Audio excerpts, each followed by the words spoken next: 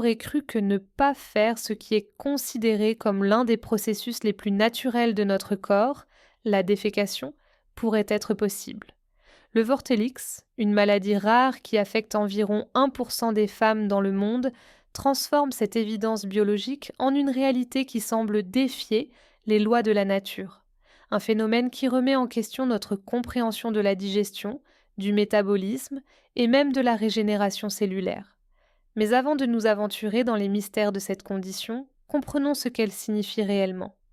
Le vortélix est une maladie rare, génétique et étonnamment encore mal comprise. Les femmes atteintes de cette condition présentent un processus de digestion singulier où les déchets alimentaires ne sont pas éliminés de la manière habituelle par le biais de la défécation. Au lieu de cela, le corps transforme ces résidus en nouvelles cellules. Ces cellules ne sont pas simplement ignorées par le corps, elles sont utilisées pour régénérer la peau, lui conférant une apparence plus jeune, plus saine et plus éclatante. Mais comment est-ce possible? Comment des éléments qui, dans un corps sain, seraient considérés comme des déchets, peuvent-ils être utilisés pour régénérer des tissus vivants?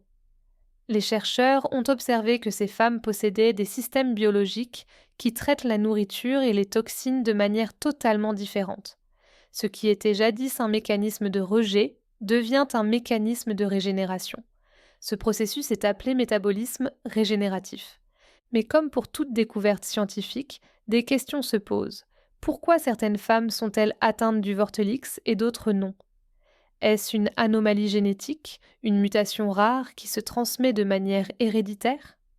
Ou existe-t-il d'autres facteurs environnementaux ou biologiques qui pourraient expliquer pourquoi seulement 1% des femmes dans le monde sont touchées par cette condition? Les femmes atteintes de cette maladie doivent faire face à des défis uniques dans leur vie quotidienne. Non seulement elles doivent gérer un processus de digestion radicalement différent de celui des autres, mais elles doivent également s'assurer de maintenir un équilibre alimentaire strict. Consommer trop d'aliments ou des aliments trop riches peut perturber le système et empêcher la régénération de la peau.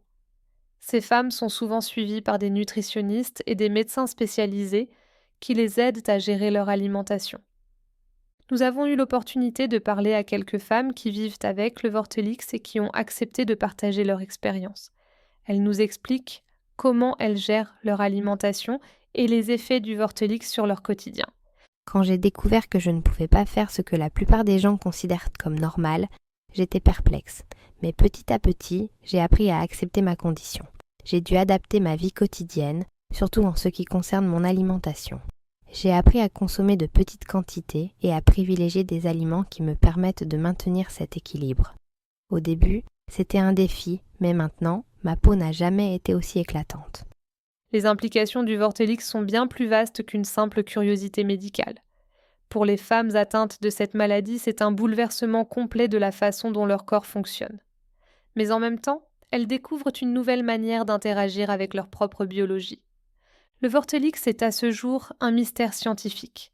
Mais grâce aux recherches et aux témoignages de celles qui en sont atteintes, nous commençons à percer certains de ces secrets.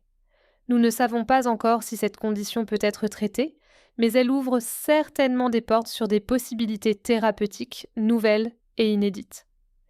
Que nous réserve l'avenir pour les femmes atteintes du vortélix? Serons-nous un jour capables de comprendre pleinement les mécanismes sous-jacents à cette condition? Une chose est certaine, cette maladie rare nous invite à repenser nos concepts de digestion, de régénération et même de la nature elle-même. Merci d'avoir suivi ce documentaire sur le vortélix. Restez curieux et à l'écoute pour d'autres découvertes fascinantes qui bouleversent la médecine et notre compréhension du corps humain.